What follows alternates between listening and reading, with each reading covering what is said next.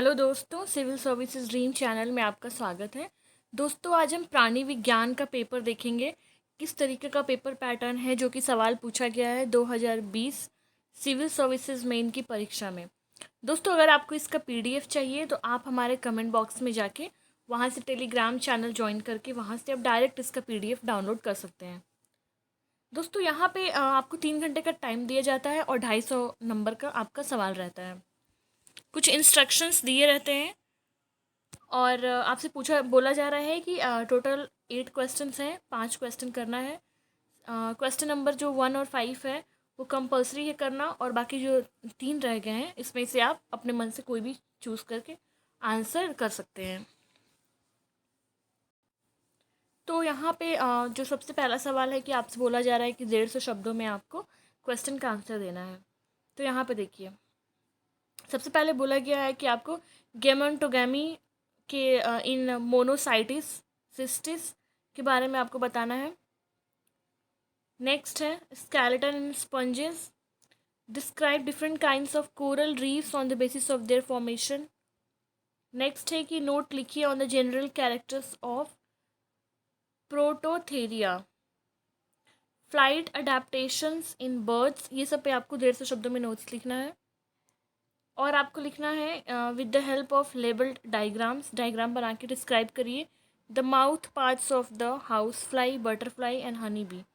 यानी कि जो माउथ का पार्ट होता है उसको पूरा डायग्राम के साथ आपको बताना है, एक्सप्लेन करना है हाउस फ्लाई, बटरफ्लाई और हनी बी।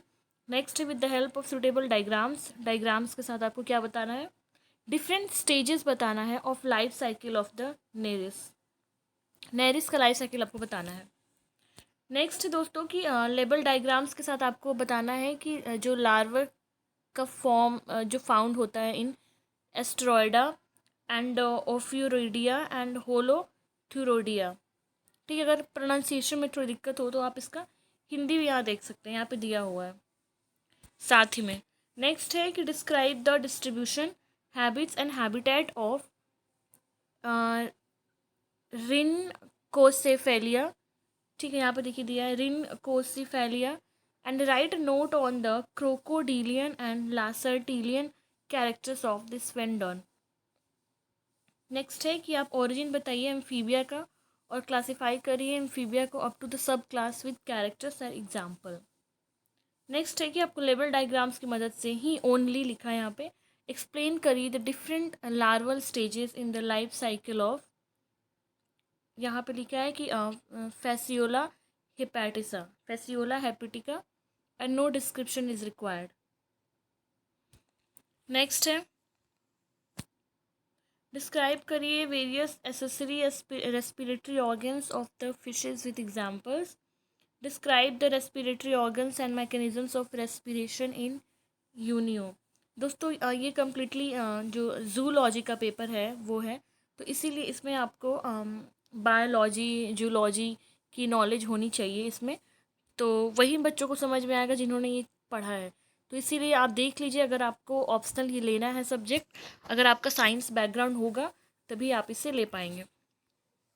नेक्स्ट है कि describe the respiratory organs and mechanisms of the unio, give an account of the aortic arches in the reptiles, birds and mammals.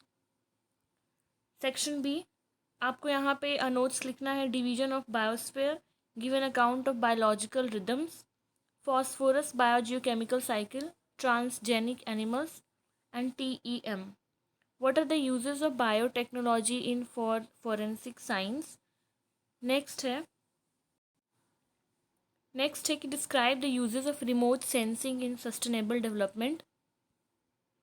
उसके बाद आपसे कहा गया पे एक्सप्लेन करिए the principle of spectrophotometer and describe its following components, radiation sources, photo tube and prism.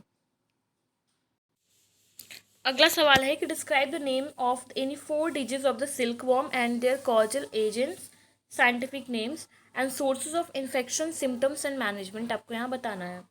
Describe the characteristics of social insects with example. अगला सवाल है कि describe the chromosome painting and its versatility in modern diagnostic. Describe the differences between F test and T test. और फिर आपको बताना है principle and applications of gel electrophoresis. Write scientific names of any three pests of stored grains and describe the nature of damage and management of the Setophilus oryzae. Paper 2 में कैसे सवाल है ये देखते हैं. What is Wobble hypothesis and how does it explain the degeneracy in genetic code? Describe the mechanism of sex determination in Drosophila. Differentiate करिए sympatric and parapatric speciation example के साथ. Describe the origin of code for zoological nomenclature. अगला सवाल है describe the sequence specific DNA binding proteins. Draw an overview of the eukaryotic cell cycle. और आपको इसका role बताना है of the cyclins in the regulation of the cell cycle. Next है कि what is transgenesis. Describe the methods for gene transfer in animals and its application. Define करिए आप paleontology and describe the chronological order of the elephant का evolution आपको बताना है. Next है mutation को डिफाइन करना है और इसके types, causes and applications of mutations बताना है. एक लाइन में 4 सवाल है. What is nucleosome and explain the functional elements of the eukaryotic chromosomes. What is RAPD. Give an account of the general methods for mapping human genome. What is Hardy-Weinberg equilibrium. Describe इसका principles करिए, mechanism and applications in population genetics. Next है कि draw an ultra structure of plasma membrane. Discuss the roles of lipids in regulation of membrane fluidity. Explain biodiversity आपको बताना है क्या है और डिस्कस करना है different grades and factors affecting the distribution of animal biodiversity. अगला सवाल आपसे पूछा गया कि बेसिक स्ट्रक्चर डिस्क्राइब करिए and functions of the immunoglobulins. Draw करिए a typical neuron action potential and discuss the ionic basis for the propagation of nerve impulse. अगला सवाल है कि enlist the composition of saliva और डिस्क्राइब करिए mechanism of the secretion of the saliva. Give a semantic representation of the differentiation of the sexual phenotypes during the early embryonic development in mammals. Calcium is an initiator of the cortical granules reaction. Explain करना है आपको. अगला सवाल आपसे कहा गया है कि आपको बताना है कि डिफाइन करिए oxidative phosphorylation and describe the theories of mechanism of ATP synthesis. Next है कि what is general mechanism of the blood coagulation और डिस्क्राइब करिए the intrinsic pathway for the initiation of the blood clotting. What are the embryonic stem cells and discuss the isolation, differentiation and therapeutic applications of embryonic stem cells. Enlist the sources of energy for muscle contraction. Describe the mechanism of contraction of the skeletal muscle. अगला सवाल है glycolysis is considered as metabolic hub. आप इस बात को justify करिए. Next आपसे पूछा गया है कि मेटामॉर्फोसिस क्या है और role of the thyroxine in the regulation of the amphibian metamorphosis आपको बताना है.